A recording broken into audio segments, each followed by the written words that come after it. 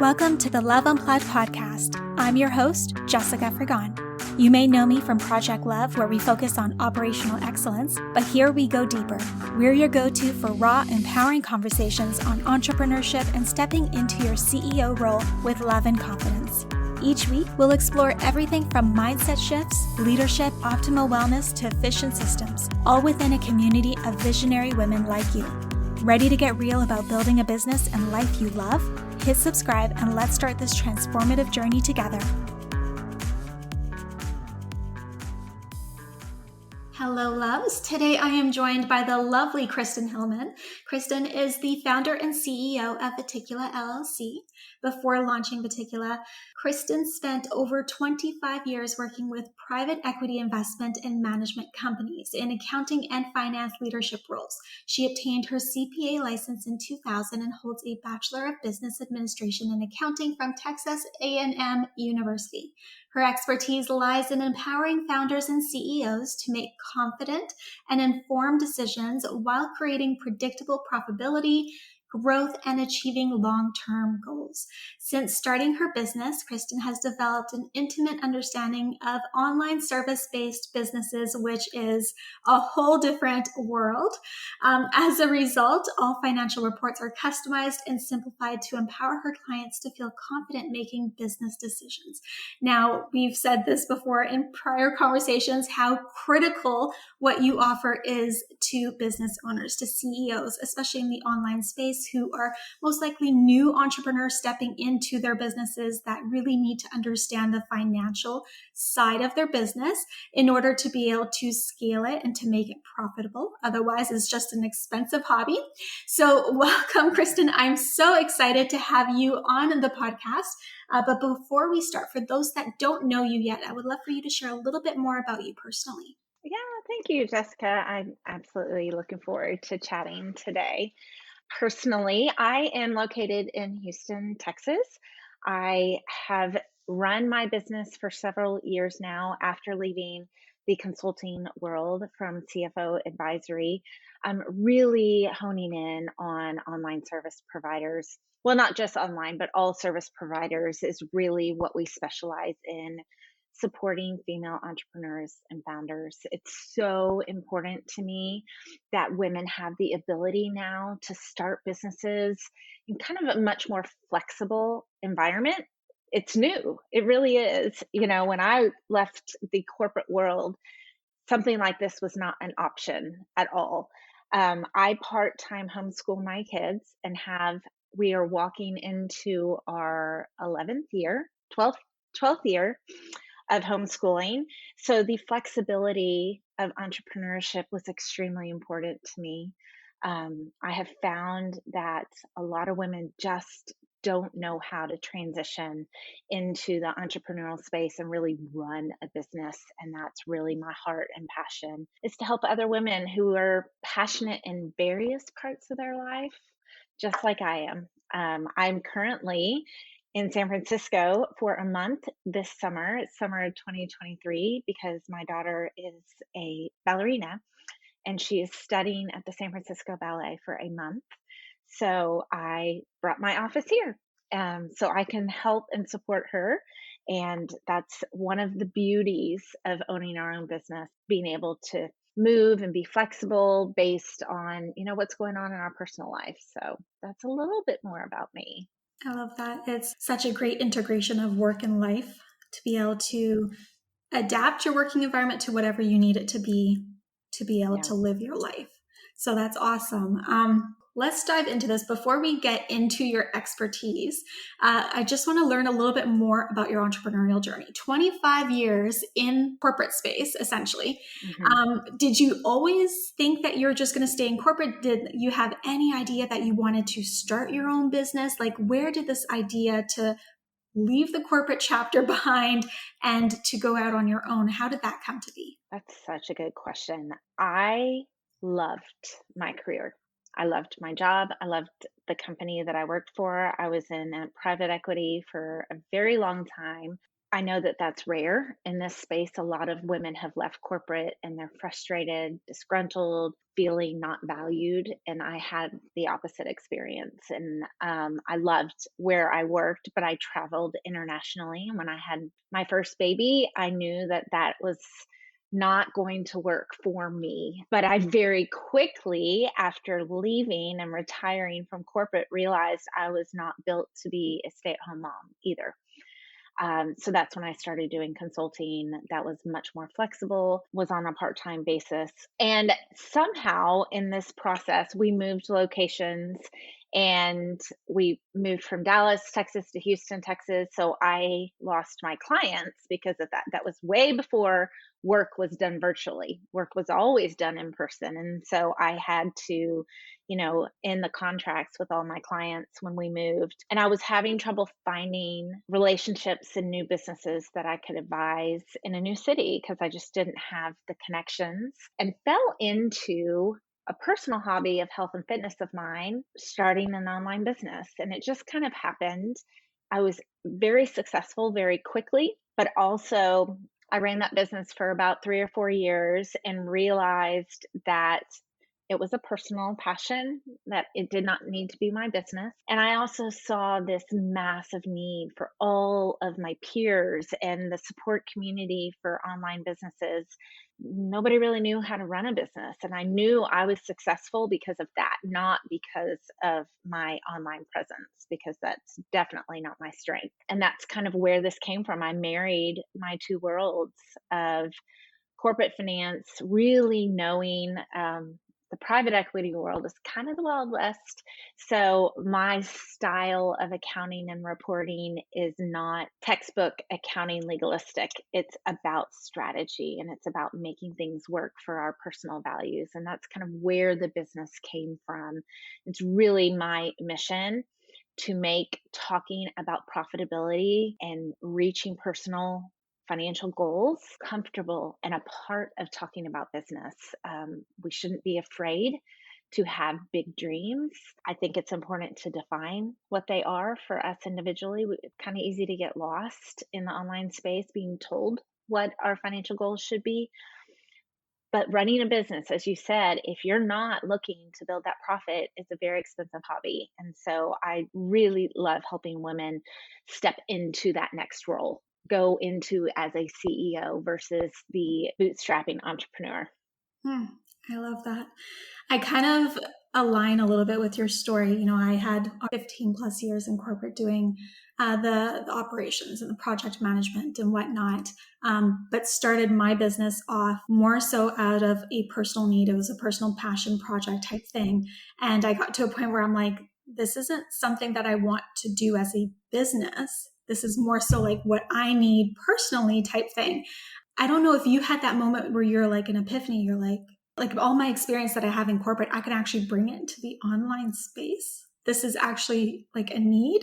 Like I was just kind of blown because I was completely new to this online business world, right? Because I was so like head deep in corporate that I didn't even know it existed, to be honest. Yeah, unless you're in it, you don't know it exists, and it's huge. It's massive. I had a moment just like you. I remember I was walking on a treadmill at the gym and I was listening to a podcast. Always listening to podcasts. I love learning. I love researching other companies. And it was this moment of, oh, what I do is desperately needed. It's so much more than bookkeeping and accounting. It's really helping women get to that next level, and run a business well so they can pay themselves well. Yeah, because oftentimes they're not looking at it from like a business lens perspective. They're using all of the money that they make as their salary, but you really can't do it that way in order to be able to build a successful Right. business.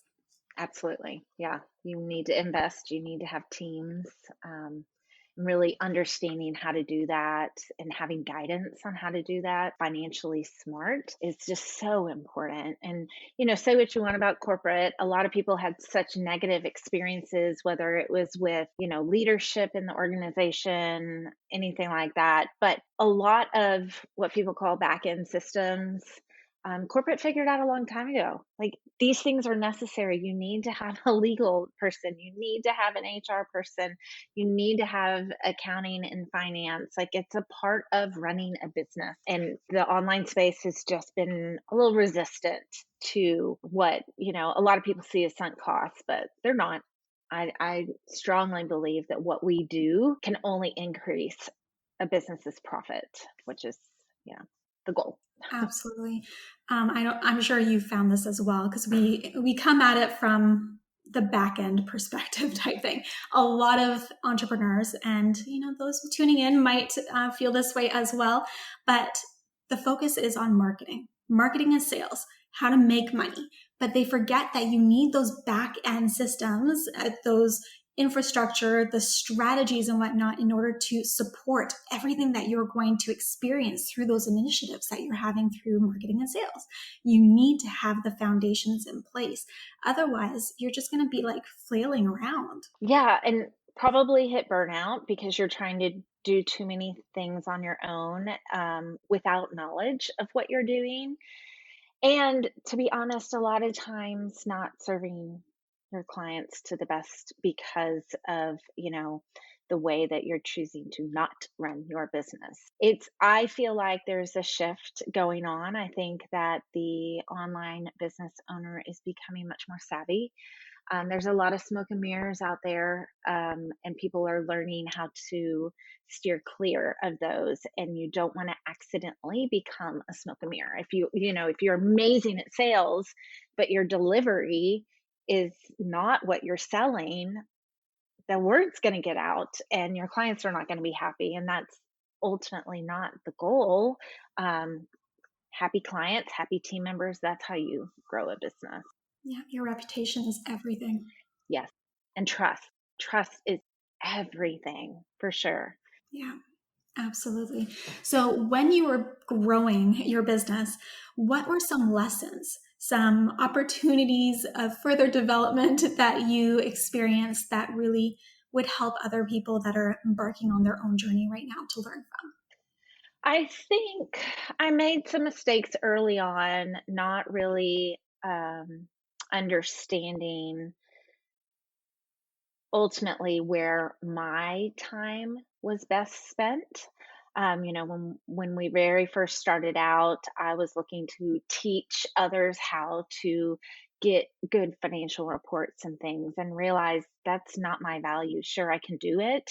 So there's a lot of things that we can do when we're starting our business, but that doesn't necessarily mean that's our most valuable product or offering or trait, and to really focus only on what I'm best at, not what I can do. I think that those are some of the hardest lessons I've learned. Um, and to not take on clients that don't see my value. I say no now a lot when I realize there's going to be conflict with the advice that I'm getting, or giving off to, a founder, entrepreneur, or if somebody feels like they have to have somebody like me. I only want clients that are so grateful to have, experienced eyes on their business, and grateful for the support and the guidance that we can provide. It's just not worth it otherwise. They don't get the value if they come into it with that mindset, unfortunately. So, For sure. I definitely agree with those learnings. I think many of us have experienced them. Maybe it's like a rite of passage or something, but yeah. It probably is.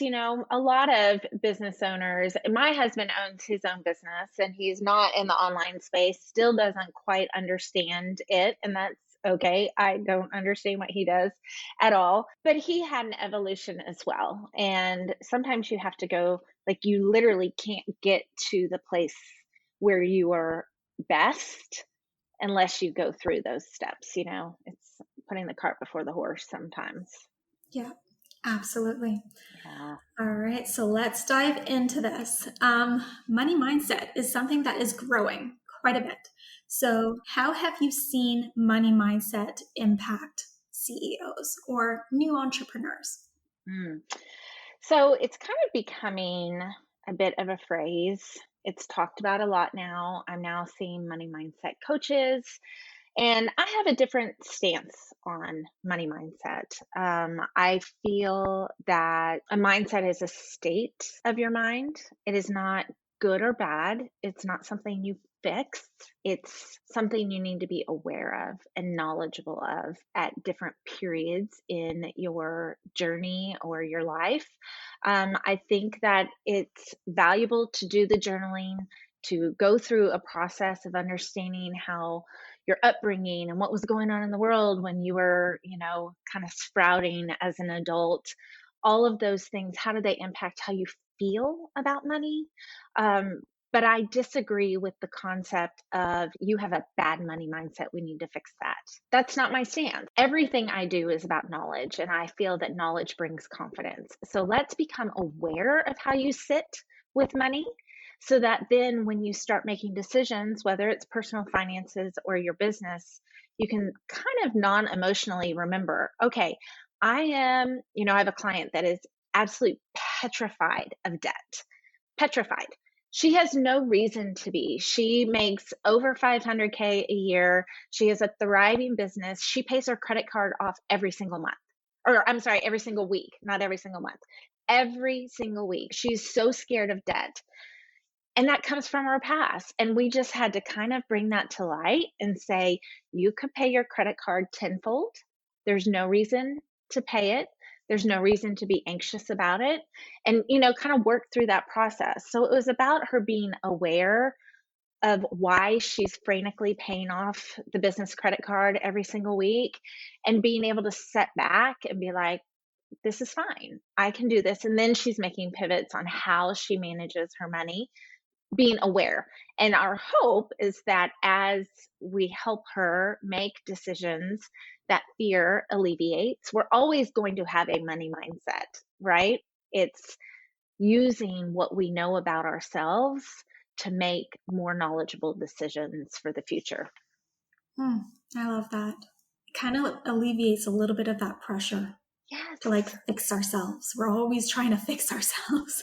I could not agree more. I really, when I started diving into it as a CFO, when I started working exclusively with women, founders, and entrepreneurs, I realized I had to learn about money mindset. It was becoming evident that there was no correlation to how a woman felt about her numbers based on the size or longevity of her business. It had nothing to do with it. It came way before she started her business. And so started diving into it, and everything that I heard was good and bad. And I'm like, oh my gosh, we are so hard on ourselves as it is. The last thing we need to do is say, well, we have a bad money mindset. Well, if somebody told me that, I'd be like, all right, well, I'll just quit. I just won't look at it. I feel that way. So I'm certain people who aren't financially savvy are petrified to look at it because they're told you're bad. And that's just sad, I think.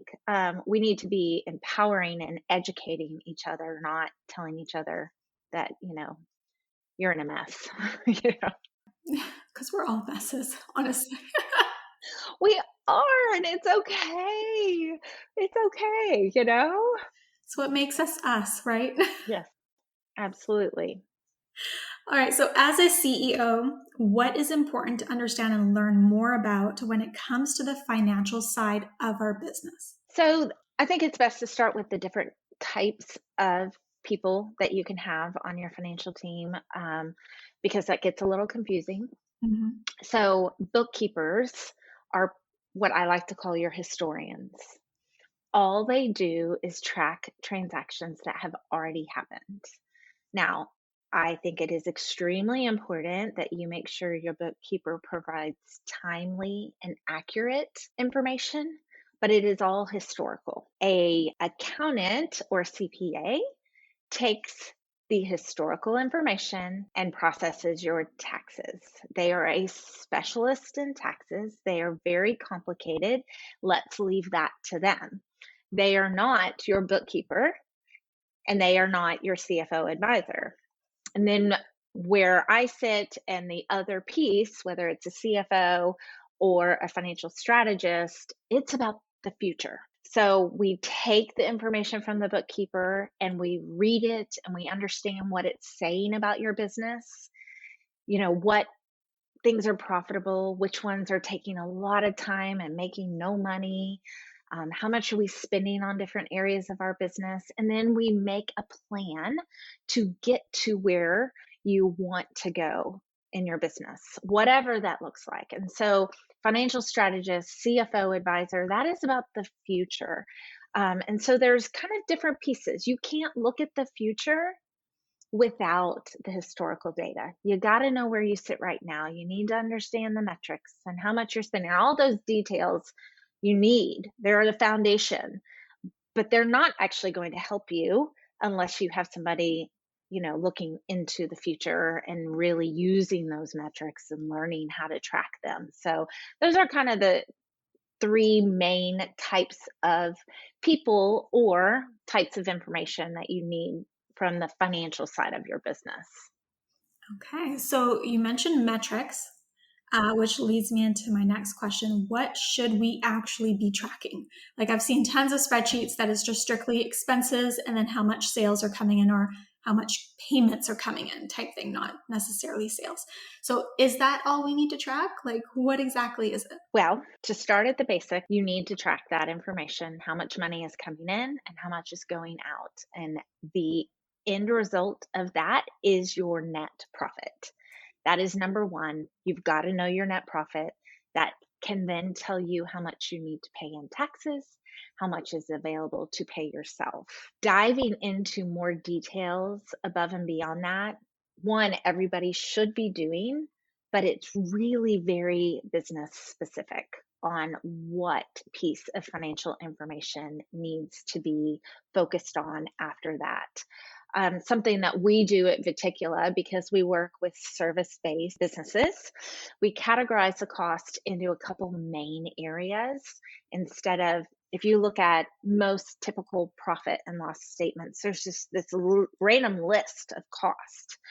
And we categorize it into four main areas and all the details there, but really it's about simplifying it in some main areas to see how much am I spending.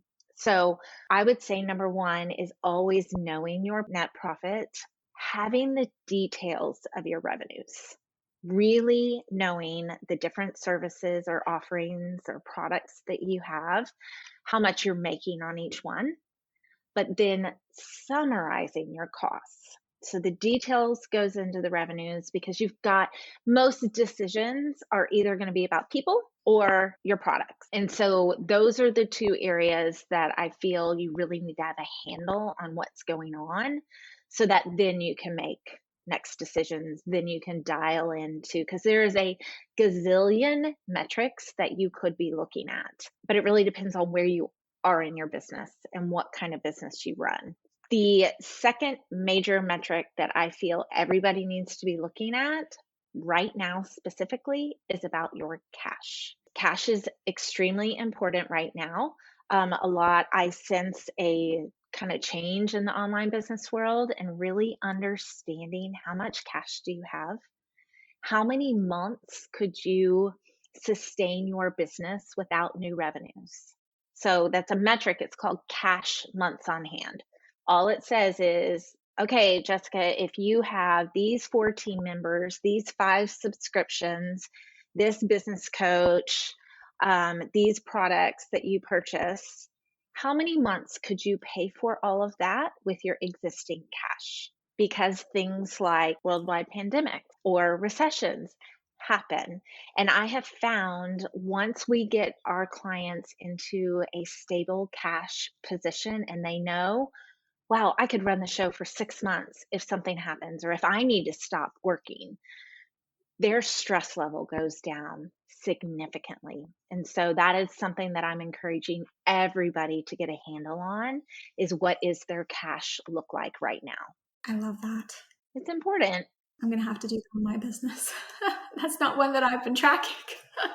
And most people are, and that's okay. That's what I'm here for. That's what we specialize in. We start to see where are the risks or what are most entrepreneurs not doing that from my perspective is extremely important. And one is really knowing their cash. Like planning out your cash is just vital. And it's going to just relieve so much anxiousness and help you make better decisions. Awesome. Okay, now what are the number 3 and number 4? I think you mentioned there were 4. Okay, we've talked about net profit and we've talked about cash. There is another metric a little bit more detailed into the net profit called gross profit. And I'm kind of going into some financial terminology that might feel overwhelming. And so I always get a little hesitant on diving into too many details, because if I were to speak to a marketing specialist and she started rambling off things, I would glaze a little bit. But gross profit is a very common metric that is tracked in businesses. And this is how much do you actually make on your service or product. That means, for example, as a consultant, you're an operations consultant, you've brought in sales from your clients. Let's say you have 2 or 3 team members that help you provide those services. What's left after that? So there are going to be costs that you have that are 100% tied to producing your product or providing your service. I'm not talking about your admin. I'm not talking about your marketing. I'm talking about actually providing the service. You can't provide the service without this cost. We take those out, and that is your gross profit. That's how much you have to run your business, and really understanding each of your offerings. Okay, well, let's say you sell a membership for $100 a month and you have 10 clients. So you're making $1,000 a month, but you're paying consultants and purchasing some products for that membership of $800. You've only made $200 that month on that product. You know, let's look at how much time are you spending to make that $200. So it's, I always get hesitant to go into these details, but that is so important to really know. We look at the net profit, how much do you have at the end of the day, but how much do you have after you've done the work, actually provide the service or produce the product? That to me is kind of the third, like we're diving into more details at that point, is the third most common metric that really needs to be measured. And I personally prefer to do it by service or offering. That's something that we work with our clients on, is to make sure all their different offerings, we understand really what the gross profit is. So net profit is what you have at the end of the day. Gross profit is what you have once your service is provided or the product is created. Gotcha. Okay. Is that clear as mud? Absolutely. I don't know if it's the geekness in me, but I'm just like, ooh, that's exciting. Like, to understand that level of detail of your business, like, It's so helpful to know how much you're making, really. And then if you're spending excess money on business investments and things like that, that is definitely worth talking about and making sure that that's in a healthy place. But really, how much are you making on what you're doing? And I always recommend my clients track time for, a few months to really see how much are you really spending on the different offerings. I have a few clients that are professional organizers. So they're in the online space for marketing purposes, but their service is actually in person. Most of them have large teams that they go in and move somebody into their house, or they take 3 people and they organize the entire kitchen. And for us to break down how much they're making after that service is provided, they've bought the products, they've paid their team. Some clients we have found, wow, you really need to be selling this service. You are just killing it on this service because you guys are efficient and this and this. And sometimes maybe there's services that it is not worth how much time you're putting into it. At the end of the day, once you've paid all the costs to do all of that organizing, you've made nothing. That's time to retire that one. So that's where gross profit is really so valuable and really helping you make confident decisions. And some decisions are hard, but if you have data to back it, you can be like, this is a hard decision, but I know why I need to make it. And it's not just on emotions. This is so important. And I'll share like my own personal experience with this. So when I first started, I set a price for my service. I didn't track how much time I was dedicating to serving clients on that level. And I had this financial goal of how much I wanted to make in a year. But because I wasn't tracking how much time I was delivering, my actual like payment amount, like how much I make per hour, was so low that there was no way that I was going to be able to make my financial goal.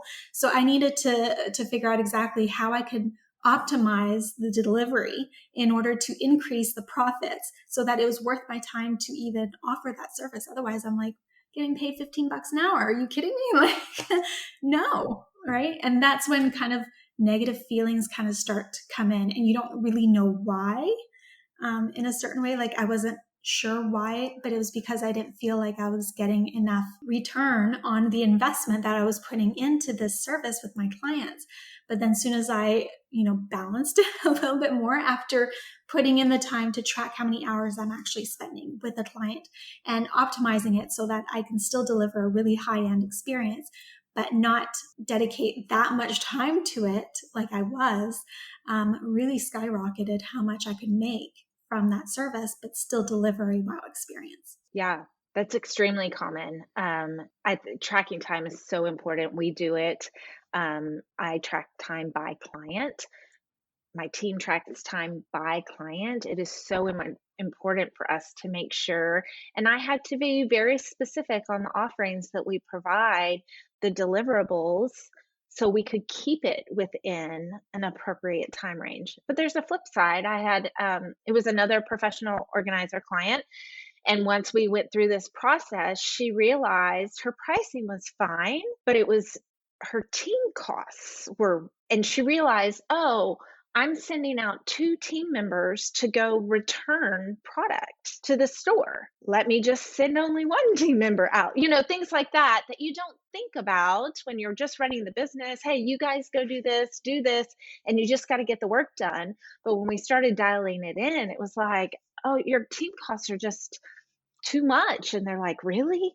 And then they realize, oh, we're like paying double for somebody to drive to Container Store to return some products. Like, that's crazy. And that's affecting how much money they made. And they were able to make some really quick tweaks to that. So there's, both sides of the equation that can be so helpful. And again, if this is not a hobby, we need to try to make as much profit as possible. And there's nothing wrong with that. Like, if you are delivering a great service or product that you believe in, there's nothing wrong with making sure you're efficient with your time and your costs to make the most amount of profit that you can. Like, Absolutely. nothing wrong with that. For some reason, there's this conversation that's not happening about feeling comfortable and confident saying, no, I want to increase how much I'm bringing home. Yeah, absolutely. I love that you figured that out though, because it creeps in and you start to kind of resent your clients and you're like, why am I mad at this client?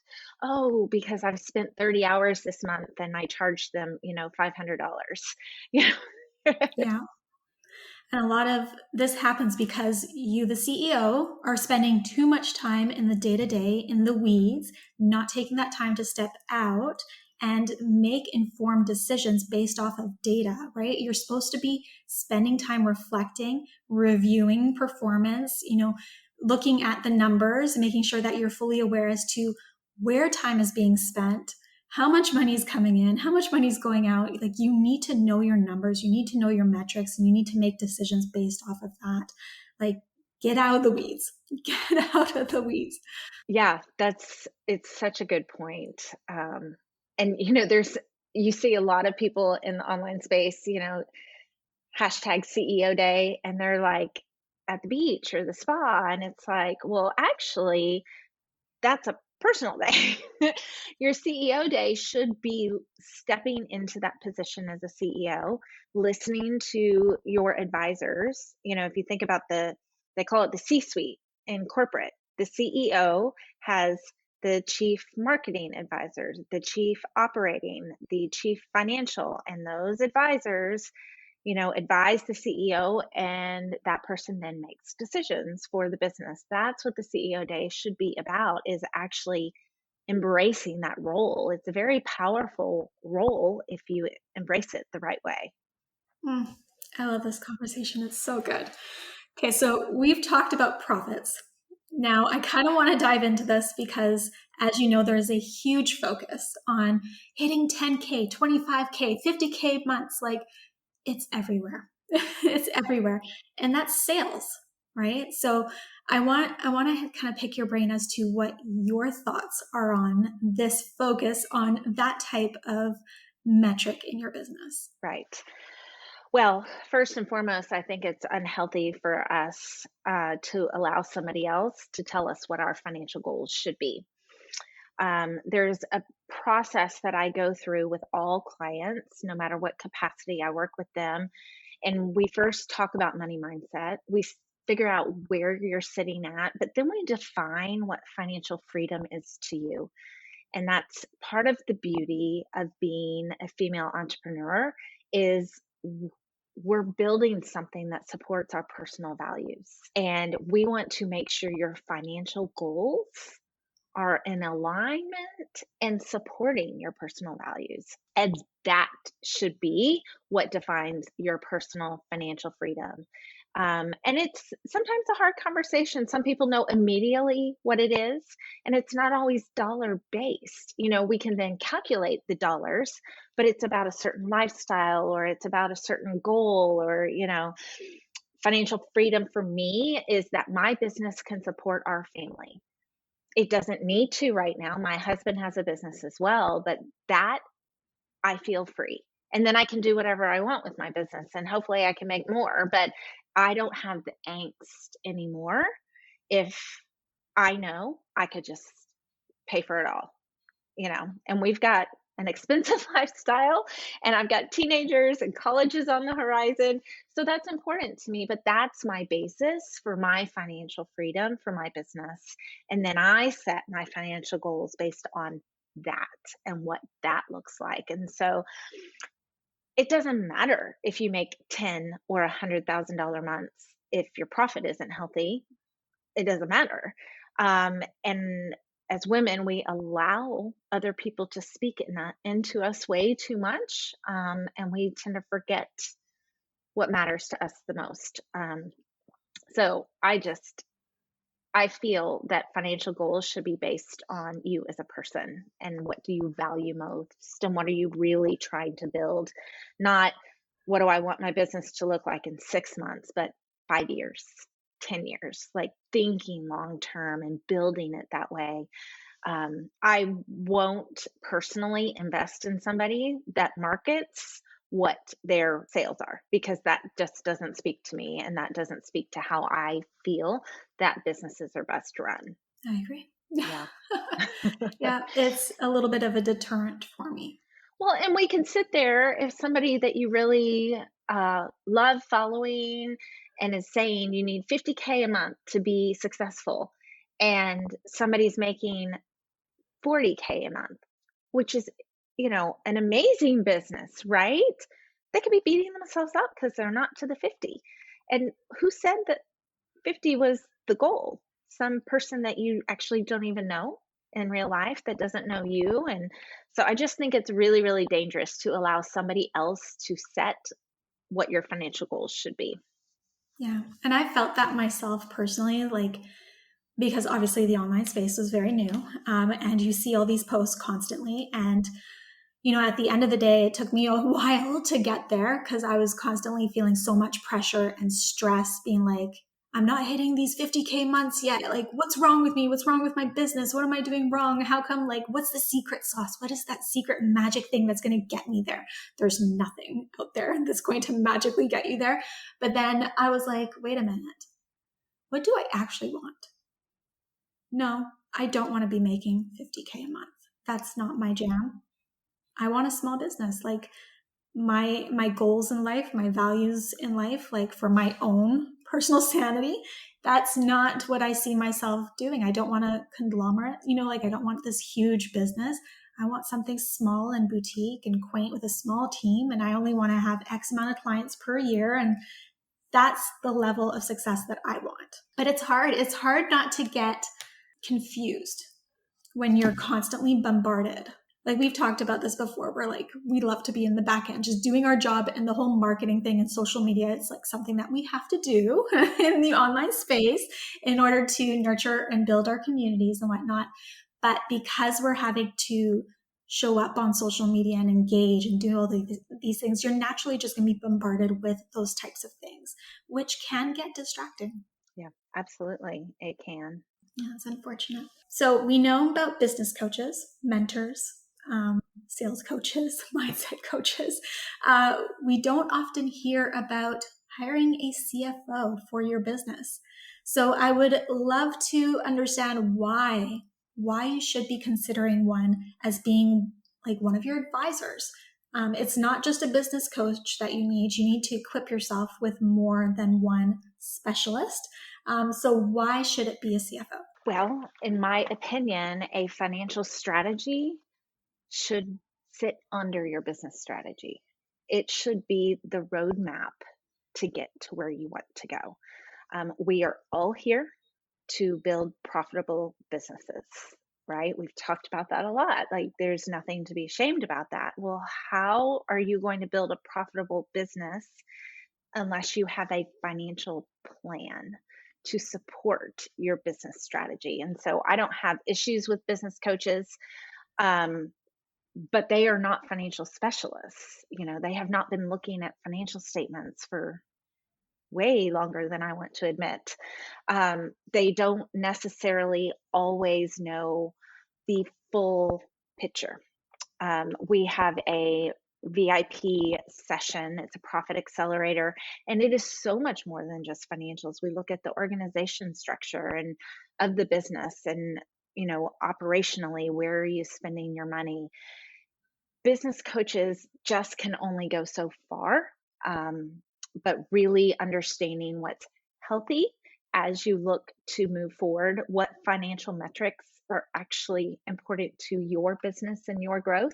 I have a handful of monthly CFO clients, and we customize their reports to their business. It's extremely important to me that everything I provide my clients helps them individually, and every single one of them has different metrics. We're tracking metrics for them and for their goals and where their business is. And we switch them from time to time on what we're tracking and what we're striving to achieve. But a financial strategist is really the roadmap. If you kind of think of it like a horse and carriage, the financial strategist is your horse. The carriage is the business strategy, the concepts, and the goals that you want to get to. But how are you going to get there? But crunching some numbers, forecasting out the future, not just looking at the past, but looking at the future and figuring out what needs to happen to get to those goals. Okay, so let's talk about your services then. So what are the different ways that someone can work with you, and what does that experience look like? Sure. So Viticula Financial is my business. I'm going to briefly tell you about the name. It is Latin for little vines. And I said I homeschool my kids part-time. Their school is heavy Latin. So it was a way to bring in my family. We used Latin, and little vines to me represents the wine business.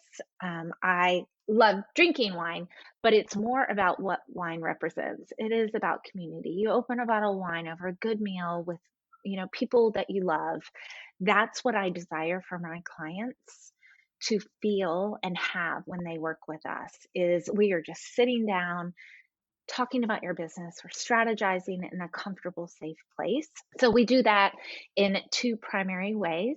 So we provide CFO monthly support at Viticula, which is inclusive of the bookkeeping, looking at the history, but we also do the financial strategy, looking forward, helping you project into the future, Viticula is a boutique firm, and so we are pretty particular on what female entrepreneurs we work with, but that is one of our primary signature offerings. We also provide a VIP Profit Accelerator, and this is a one-time intensive.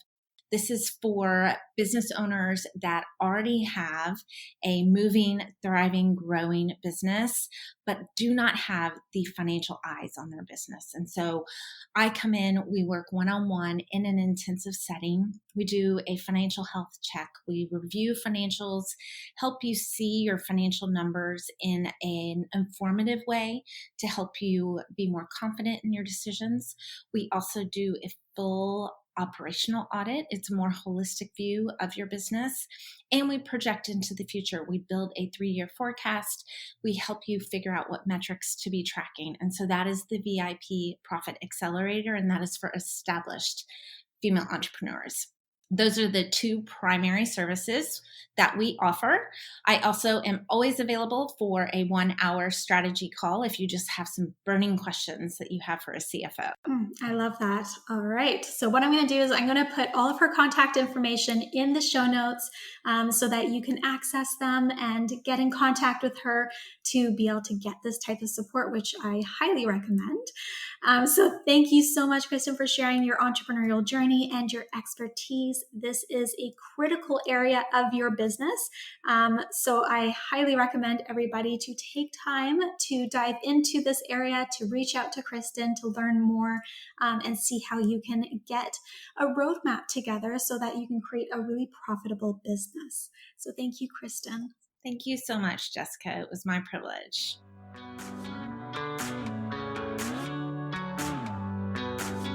Thank you for joining us today. Your presence truly elevates Love Unplugged into a home for freedom-driven women who aspire to be visionary CEOs. If today's episode resonated with you, I'd be honored if you take a moment to rate and review the show. Your feedback helps us bring more impactful conversations to our community. Let's continue to grow this empowering community together. Until next time.